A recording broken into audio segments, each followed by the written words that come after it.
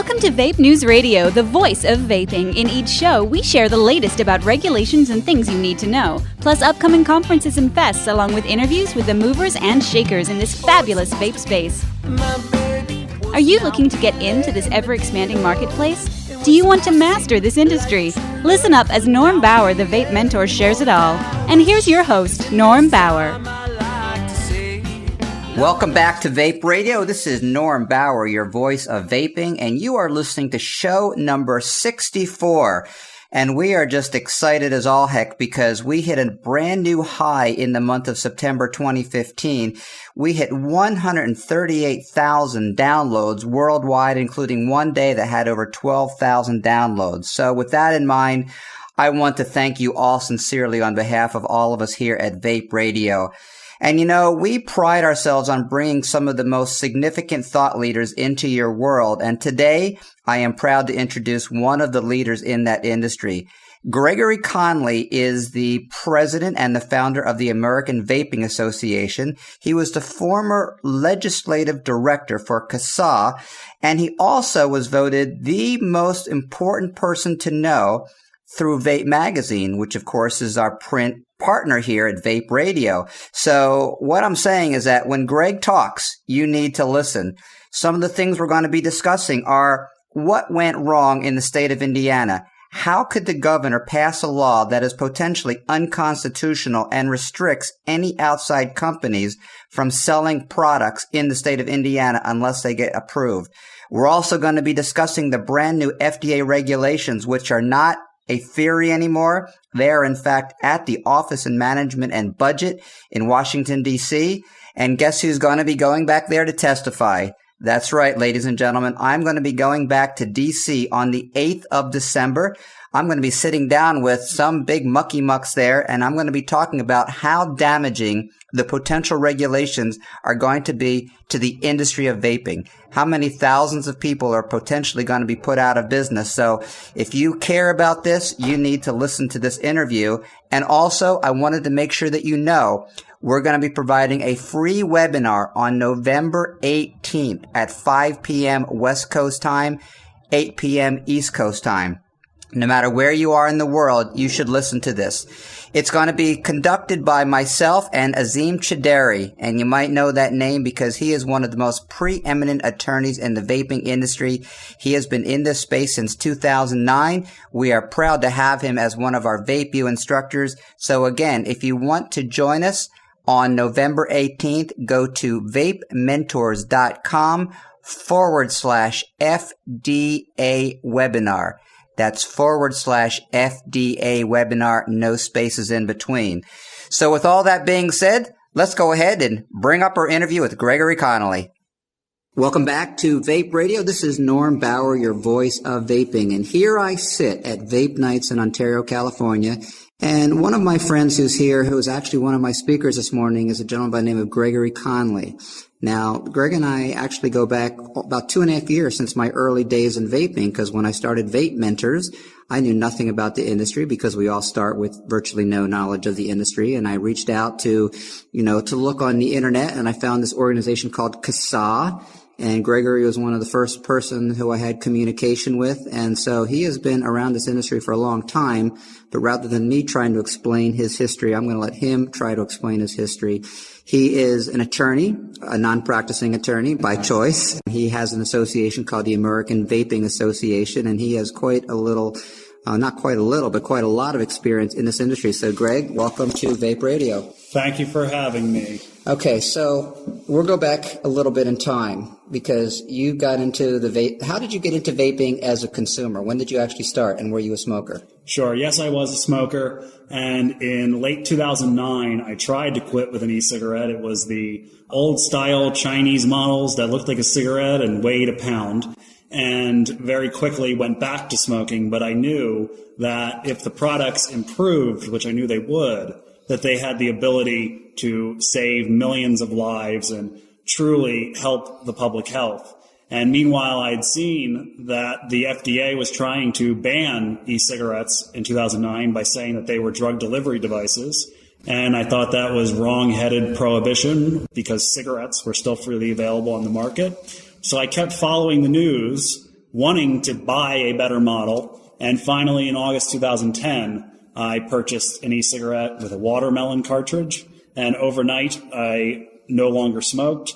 And that was when I was in law school. So within a couple months, I was getting involved in state legislation, trying to prep vapers and encourage them to go testify at state hearings where misguided politicians were trying to ban e-cigarette sales to adults, trying to do other things. And from there, joined CASAA and served as their legislative director for around 3 years while I finished law school, got my MBA, and worked for a judge. All right, so that was obviously the quick edition, and I'm going to go back a little bit and drill that down. So a lot of people, when they're introduced to e-cigarettes or vaping, their first inclination is to open up a vape shop. That was probably the thing to do back then because people really didn't think in terms of e-liquid. But you wanted to go in the direction of advocacy. Is that just something that you've always, because you obviously were in law school, is it really about providing a voice for, quote unquote, the average person?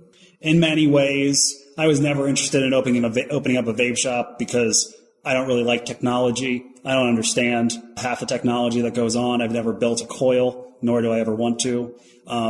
So I knew that route was not going to be optimal for me. But I've always been passionate against prohibitionists in every field. I believe in choice.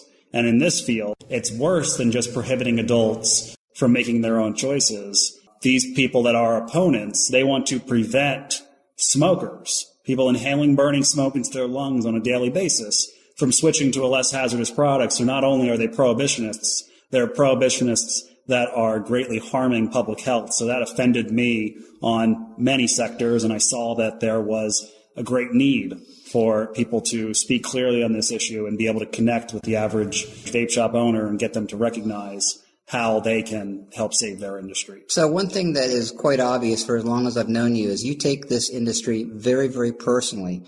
And Greg has been known to be a little bit crotchety at times where he will actually speak his mind. He actually spoke at the workshop this morning, and he made no bones about his thoughts about what's going on with the new regs that just got passed on the OMB. Before we get into that, so you started working with CASAA for several years. And what was your primary mission there? And did you actually execute on what your passion was? Did you do what you wanted to do? Yeah, the primary mission was to stop state legislatures from destroying this industry. And by and large, we succeeded. Up until a year and a half ago, when I left CASAA about 2 years ago, we only had Minnesota with a 95% tax that happened before I ever joined CASAA. And we had North Carolina instituting 5 cents per milliliter, which is R.J. Reynolds' bill. Other than that, we didn't have any taxes. We still only have very few states that have taxes. We don't have any states that have prohibited flavors. We have very few states that have tried to enact manufacturing regulations that hurt small businesses, that go beyond what's actually necessary in this market. And so I think we've gone from a point where CASAA only had, 20, 30,000 members when I left, if we're lucky. And I know CASAA now just broke 100,000 members. So I helped get that organization solidified along with a great team of people, many of whom are still with the organization. So I'm proud of the work that I did there. And a certain point came when I was finished with my clerkship working for a judge where it was either creative revenue source in working in this industry or go take a normal job. And that sounded boring. So I decided to form the AVA to be more on the side of assisting the industry and assisting them to assist their consumers. Well, every man, I don't use man as a sexual term, but as every person wants to leave a legacy. And if that's the legacy that you leave behind you at a young age, because Greg isn't even 30 years of age yet, if that's the legacy that you leave is helping CASAA do what they did and develop that momentum, then that's a pretty damn awesome legacy to leave behind you. So let's talk about the states, because we discuss this all the time on the radio show, and I speak about it all the time. We have 3 watchdogs that are watching over us. Certainly we have the FDA, which we're going to get into that in a moment because that's a whole can of worms right there. And of course we have the states, but the ones who have been more in your face than anything up until now have been the cities.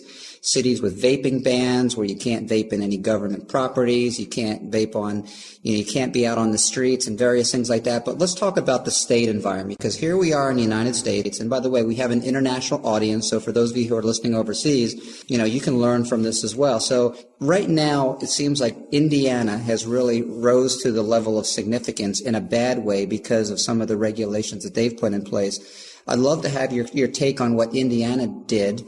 And do you think that they are probably the most offensive state right now from all the 50 that we have going? Yes. Certain states like California or Hawaii, they have introduced bills that would destroy this industry, including a flavor ban in Hawaii last year. But those bills didn't pass. As far as bills that have passed to negatively impact this industry, Indiana is chief among them, even though they're a fairly conservative state with Republicans controlling the House, Senate, and the governor's office. What happened there, at least it appears, a casino decided that they wanted to get into the vaping industry. So they took their 4 lobbyists and assigned them to the Indiana Vapor Company. Oh my goodness, I had no idea. We all thought for quite a while that this was Reynolds's brand new plan to take out the e-liquid industry, but in fact they were just they sat on the sidelines, they supported the bill, but with the political pushback that they received, I think if it was only Reynolds, we would have beat it. Now, this bill, in short, it essentially says that to sell any e-liquid in Indiana, and the bill specifically exempts Cigalite cartridges from every single regulation, so this is only bottled e-liquid. To sell bottled regardless of whether it has nicotine or not? I believe it is regardless of whether there's nicotine in it. Okay. So every bottled e-liquid product, every manufacturer needs to get a permit come July 2016 from the Indiana government. And that's not just the simple process of handing them over $500 they extorted out of you to be able to sell into the state. No, they have all these requirements in the law about security features, particular doors installed by people with particular certifications, particular manufacturing practices. The Indiana Kitchen Code has to be followed, even if you're manufacturing in California or you're manufacturing in the United Kingdom. You have to follow these specific regulations that are not set up for e-liquid manufacturing. It is a terrible, terrible bill that was clearly done just to benefit one single company in Indiana. There have now been 2 federal lawsuits filed against that bill, arguing that on many points, interstate commerce, equal protection because they are exempting Cigalites from every single rule. So we are hopeful that the court system, the federal courts, will find this to be noxious and odious and that they will shut this down before it actually goes into effect. Well, and I concur with that. As a matter of fact, I've got 2 clients in the state of Indiana, so I heard about this last spring. And my ears perked up and I said, seriously, what the heck are you talking about? And so I started doing my research and found out that this law at the time was on the governor's desk. And surprisingly, the governor signed it. It does not go into effect until July of 2016, as Greg said. And my personal opinion, this is me as a layperson, is it's unenforceable. It's actually restraint of trade, and it could also be unconstitutional. So my personal opinion is that I don't think that this law will ever actually go into action. And certainly now that the FDA has spoken up, it'll probably usurp and undermine almost any state regulations. The problem is that if the federal courts don't strike it down, then it goes into effect July 2016. FDA regulations that would actually preempt manufacturing standards, I don't believe that they'll be able to argue that it's preempted until they actually take effect, which even if the FDA comes out with the regs January 1st, they will not be in effect and actually binding as far as manufacturing goes until January 1st, 2018 or so. So there's that 1.5 year lag time. And then if there are lawsuits filed, there are preliminary injunctions against the deeming regulation being enforced, that's an even longer period. And it is enforceable in the sense that the Indiana Alcohol and Tobacco Commission just has to visit vape shops. And if they are selling products that aren't being manufactured by people with that permit, then they get thousands and thousands of dollars worth of fines. So yeah, the individual vapors in Indiana that are on the internet, they can certainly get products from overseas, get products from other states if people are willing to take the risk of shipping into Indiana. But I'm worried about the probably 800,000 plus smokers in Indiana who aren't going to go to the black market, who aren't going to go online to get the products. And I'll add with what you said about when the bill was on Governor, I think it's Mitch Daniels, it might be somebody who's replaced him, the governor's desk. Sadly, there were 2 states this year where we delivered hundreds, if not 1,000 plus phone calls and emails into the governor's office, letting them know that we wanted him to veto a bill. And in both states, the staff for the governor failed to inform him that they'd gotten those calls. Other states, the governor finds out about it, and the governor often takes our view seriously. But Indiana and one other state, staff completely dropped the ball, and they thought they were signing bills that had wide support. Wow. All right, so we're going to pull back to another 30,000 feet view, and let's talk about the FDA regs that just went to the OMB last week. And again, for those of you who are listening, I'm not sure whether it's current or whether maybe you're listening to this after the fact, but as of the last week of October of 2015, the FDA regs that had been conjecturized for a long time kept being next month, next month, next month. Well, now it's not a matter of if, it's a matter of it's there. And so what we have here is we have deeming regs that, from what I understand, is 500 plus pages. So it's a behemoth of a document. And even though you haven't had a chance to review everything, Greg, what I'd love for you to speak on is maybe some of the things that really make you go, uh-oh, this is really a major problem. And I also want to talk about what you spoke about this morning, which was a lot of people feel that if it's a $500 fee in order to get your flavoring, quote unquote, approved, your opinion is that's not even close to the real cost. So with that being said, so what are some of the things within the deemings, the new deemings, that really cause you are going to lose sleep? There's only one thing that matters in the deeming regulation, and we've been saying this for years. It's just much of the industry hasn't wanted to listen. It's that there is something called the grandfather date in the Tobacco Control Act, and that was set up for cigarettes, smokeless tobacco, and the other products that the FDA immediately began regulating when they got authority to do so in 2009. And that date is February 15th, 2007. And so that was designed to put the tobacco industry on notice. Look, you have your cigarettes, as long as they are on the market on February 15th, 2007, we can't ban them. We can regulate you. We can eventually set manufacturing practices. We could decide that certain types of additives aren't allowed, but we can't just ban them. And we can't make you get approval to keep your cigarettes on the market because the FDA didn't want to be in the place of actually approving the sale of cigarettes. Unfortunately, the FDA now is looking at their regulations, and they are taking the view, wrongly in my opinion, that February 15th, 2007 controls for all quote-unquote tobacco products. And so when they announced the deeming regulation a year and a half ago, they stated that they were going to require what's called a PMTA, a pre-market authorization order, for every single vapor product on the market, which means come the 2-year, during that 2-year delay of implementation, vapor companies will be required to spend potentially millions of dollars per flavor, per nicotine strength, etc., just to keep their product on the market. And that's not a guarantee of even being approved. The FDA has signaled very strongly that if they have the ability to approve what products stay on the market, all the flavors that we know are being marketed to adults and we know are helpful to adults staying off cigarettes, the FDA will just decide not to allow any of them to be on the market. Perhaps they'll approve a whiskey, perhaps they'll approve a scotch. But if you think that watermelon and cereal and all the flavors that I like will actually stay, you're fooling yourself, because they have a flavor prohibitionist agenda. And right now, it is not looking good. If this goes through without changes, it is the death of, here at Vape Nights, almost every company here. And that's what we need to fight back against. All right, so this is pretty ominous, pretty fatalistic, but it's also a very real possibility. So let's talk about how this would affect those in the industry, because again, for those of you who are listening, you're going to fall in one of several categories. You either are a consumer, which means you use the product. It's obviously going to limit what you have access to. You might not be able to have your flavoring of choice, and the company that you love might not be able to sell what you want.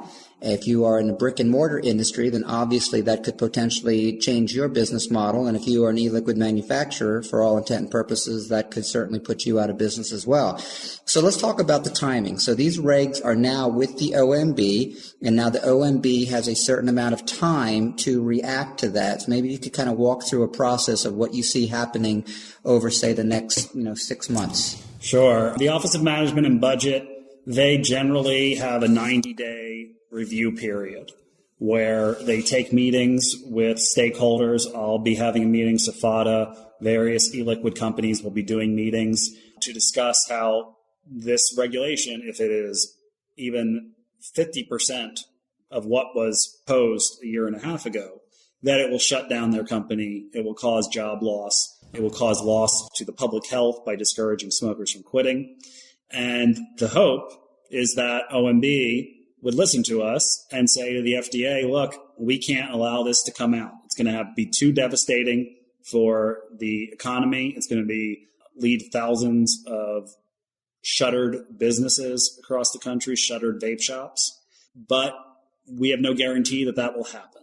And so we are taking different approaches with that. We are fighting in Congress, hoping to get the grandfather date changed, because in all reality, as I stated earlier, the only issue that matters with the deeming regulation is the grandfather date.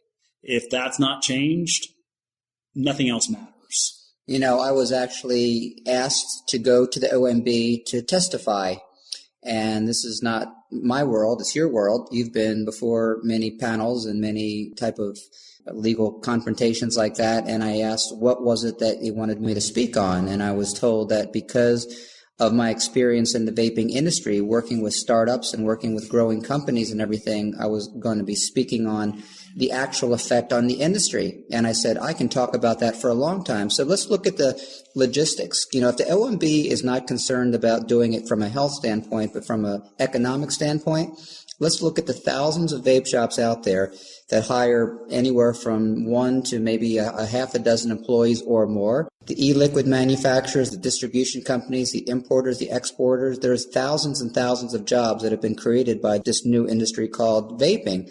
And not only that, but a lot of this industry is now, I'm not going to say taken over, but there's a lot of older people, a lot of baby boomers. I've talked to many, you've talked to many people who are over the age of 50 who quit smoking after decades of failed attempts with patches and gums and with drugs, and they quit smoking and they open up a vape shop. For the most part, these people are unemployable. You're not going to take a 55-year-old entrepreneur, or a vapreneur as we call them, and say, go out and get a job, because it's not going to happen. So that would be my position with the OMB. And it seems to be something that they need to hear about, because do you think that that's going to be one of the more impactful arguments that we could have? Yes, absolutely. The job loss, the loss to the economy is the key issue. Also a key issue is I encourage anyone who's going to go meet with OMB to actually look at the executive orders that have been signed regarding OMB, because it talks to what principles the OMB is supposed to keep in mind when examining economically significant regulations. One of those is that agencies are supposed to promote flexibility. They are supposed to find the option that will cause the least pain. And in this instance, the FDA has pretty much chosen the option that will cause the most pain, the most suffering, and the most job loss. They argue that they don't have the regulatory authority to change that grandfather date on their own. That's ridiculous. There is something called regulatory flexibility. The FDA Center for Drugs does it all the time when they decide certain elements of the law aren't appropriate for this product, so we're not going to enforce it on these particular drugs. Well, FDA can do that. I have to say, this is not one of the more cheerful interviews I've done, but it's also one of the most significant interviews I've done. And so and also I want you to talk about the AVA, the American Vaping Association, very briefly about what it is and how people can get involved. So is there any light at the end of this ominous tunnel that makes us say that maybe things will have a cheery outcome and we will live happily ever after? Or is this kind of like a death spiral into who knows what? I'm not in the business of making people feel happy. But I usually am delivering bad news. But there are two outs for this industry. The first is H.R. 2058, which is a bill in Congress by Representative Tom Cole of Oklahoma. That bill would move the grandfather date to the date pretty much that the regulation is released by the FDA. That would mean all products currently on the market could stay on the market, and those products could be used for what's called substantial equivalence, which would allow these companies to bring new products to the market without spending seven figures. It could be five or early six figures. It's not going to be pretty, but it's going to be a hell of a lot better than PMTAs for every single product you want to bring out. And so before you leave that one, so what would you guess would be the likelihood of that bill actually making it somewhere? That bill making it is low. However, the text of H.R. 2058, this gets into inside baseball, but the text of H.R. 2058 is right now included in an appropriations bill that funds the agriculture, health and human services, FDA, etc.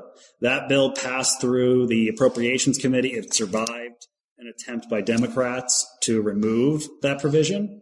It moved through the appropriations committee in, I believe, August. The hope is by the end of 2015, the House and the Senate need to pass an omnibus spending bill. And currently, that language will almost certainly be in there. The question is, can it survive an attempt to remove it on the House floor? I think the answer is yes. Then it goes to the Senate. The Senate may be more difficult. The Senate, we need to keep every Republican on board with keeping the language from H.R. 2058 in that bill. And if we can get some Democrats to side with us, great. But in all reality, it is Republicans in Congress and in the Senate that are going to save this industry.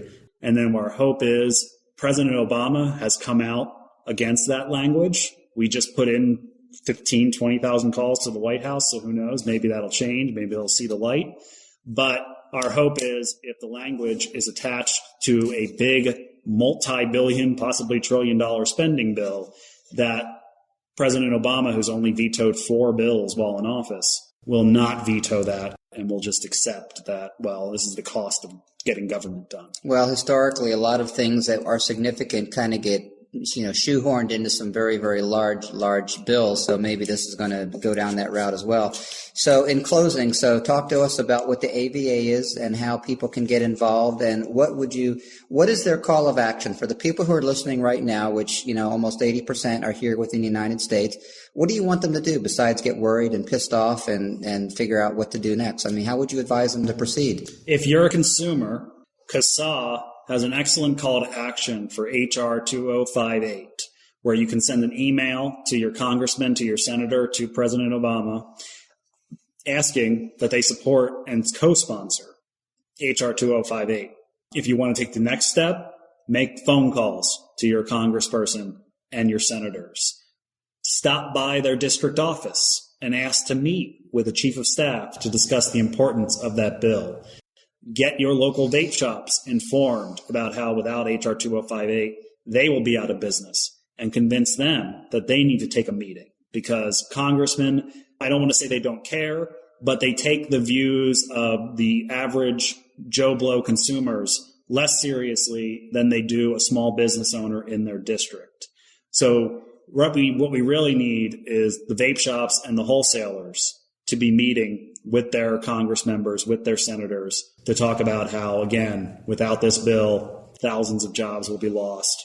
There will be tons of empty shops no longer paying rent across the United States. The ripple effect in action. Yes, they need to learn about that. They need to learn, because many of these people, if they know what vaping is, they may think that this is just something that the tobacco industry is involved in. They need to know that vaping is small business, and we have a very significant packet of information that should eventually be up on vaping.info, our website, about how you set up a meeting with Congress, how with specific briefings for you to read before you have a meeting, and a briefing for you to bring to Congress, to give to the chief of staff, to give to the staff member, to give to the congressman, some other articles about the effect of the grandfather date.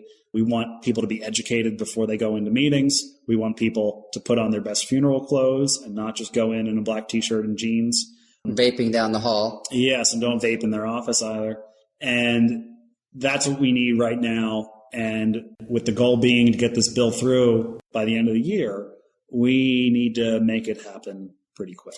Well, back in the 70s, there was a movie called Network, and one of the actors said, he cried out the window, "I'm mad as hell and I'm not going to take it anymore." And that became a rally for the people in that city who actually made something happen. So maybe this new deeming regs that made it to the OMB last week is going to be the rallying cry, and maybe some of those people who have been saying, "Oh, you know what, I'm not worried about it, doesn't affect me," maybe now they will realize it does affect them. So on behalf of Vape Radio and VapeMentors, and obviously the people who are listening, we thank you so much for sharing your insight, Greg. No problem. And you can like us on Facebook, look up American Vaping Association. We're on Twitter. One day I'll actually bite the bullet and join Instagram and post lots of funny, goofy looking photos with filters. But for now, you can check out our website, vaping.info. And I'm always willing to help, especially state-level organizations as they prepare to fight bad bills in 2016. I'm flying around the country constantly doing this work and very much hoping that this industry survives. Awesome. Well, Greg, don't go away. We're going to be back in just a minute. Well, as Greg so candidly admitted in the interview, he is not in the business of making people happy. He is sometimes a disseminator of not so good news, and the truth is, folks, is that this is a rally cry for all of us. Whether you are in the vaping industry, or whether you are a casual vapor, or whether you are a very active vapor, or whether you're just someone who believes in freedom of choice, this is the rallying cry for all of us to get together. I wanted to let you know that I will be going back to Washington, D.C. and testifying before the Office of Management and Budget on the 8th of December. So keep your fingers crossed. And I'm going back there to testify about the potential job loss that the deeming regs are going to have on this industry. So stay tuned. We're going to have another interview coming up shortly with Tom Kickless with the TVECA, and he's going to be sharing a little bit more about the regs. You may be tired of hearing about this, but the truth is, this is information you need to know. We also want to thank our sponsor, which of course the Council of Vapors, for helping to support Vape Radio. And if you would like to have your voice heard with over 130,000 people per month, let us know. Vape Radio is actively looking for 2 more advertisers. So if you have an interest in tapping into this market, please let us know. Do not go away. We're going to be back with our next show just in a moment.